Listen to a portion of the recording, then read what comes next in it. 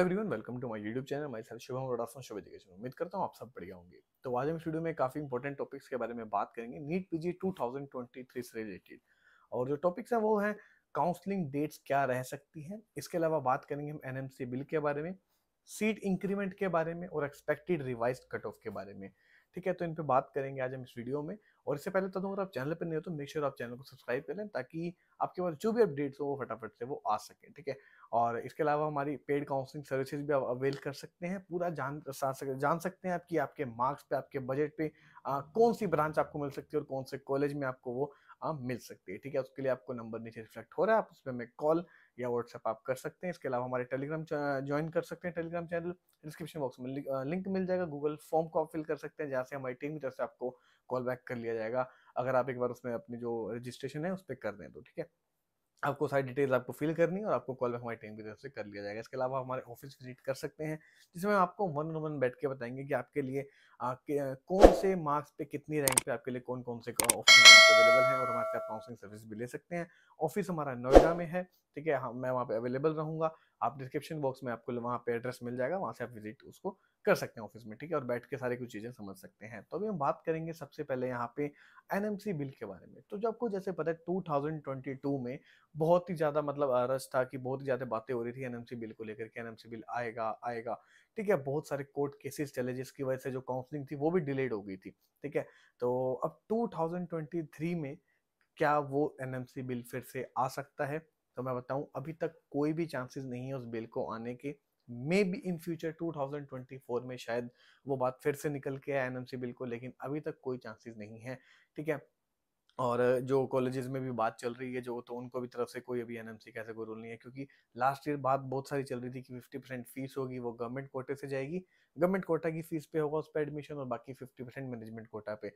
ठीक है, लेकिन कुछ स्टेट्स इसमें हाँ कर रहे थे, कुछ स्टेट ना कर रहे थे। ठीक है, जो स्टेट क्योंकि कुछ स्टेट ऐसे भी थे जहाँ पे कह रहे थे जाके प्राइवेट कॉलेजेस की, अगर हमने 50% अगर गवर्नमेंट को दे देते हैं अपनी फीसेज, ठीक है, जो बाकी 50% है उन्हें उन पे फीस बढ़ानी पड़ेगी। जो 20 लाख की फीस थी वो 35 लाख भी हो सकती थी, 40 लाख भी हो सकती थी, लेकिन वो उसको इम्प्लीमेंट नहीं किया गया और काफी सारे स्टेट्स ने यहाँ पे मना कर दिया, और इस साल भी उस बिल को लेकर कोई बात नहीं होने वाली है। तो एनएमसी बिल इस बार तो अप्लाई नहीं यहाँ पे होने वाला है।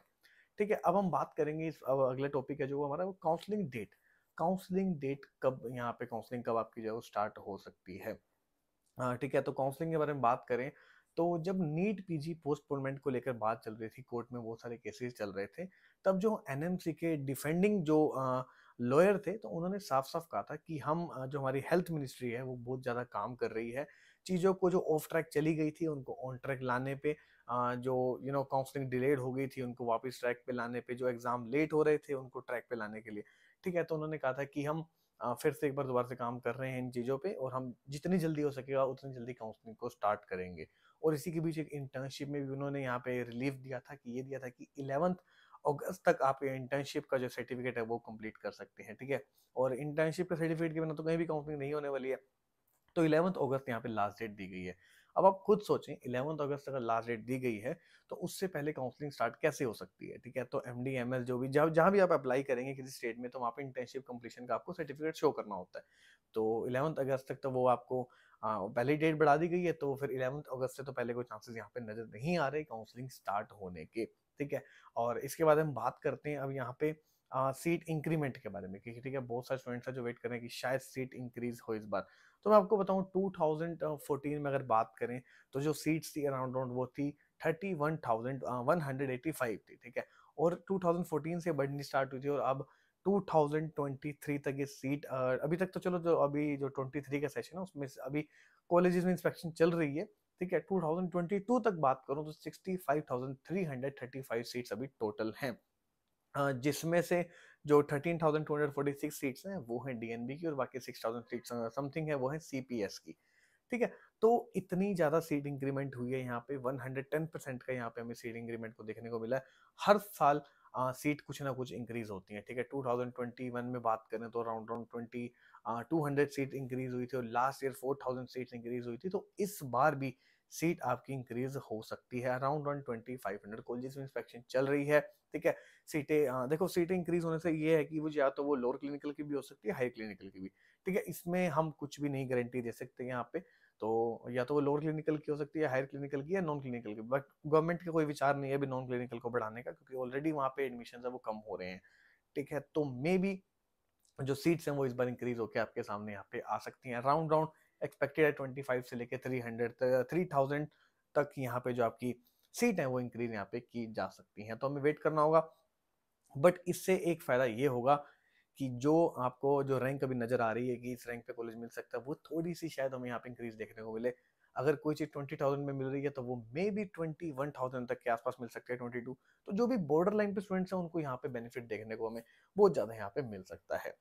दूसरे स्टूडेंट्स वो हैं जो वेट कर रहे हैं रिवाइज कट ऑफ का। एक्सपेक्टेड कट ऑफ है जो रिवाइज वो हो सकती है, नहीं हो सकती। तो देखो ये सिलसिला बहुत पहले से स्टार्ट हुआ, 2019 से स्टार्ट हो चुका था, और तब से ही कट ऑफ होनी कम स्टार्ट हो गई थी। ठीक है, अगर हम 21 में बात करें तो 302 मार्क्स थे। ठीक है, क्वालिफाइंग उसको रिड्यूस करके 247 किया गया, और ओबीसी एससी एसटी में 265 से 210 कर दिया गया।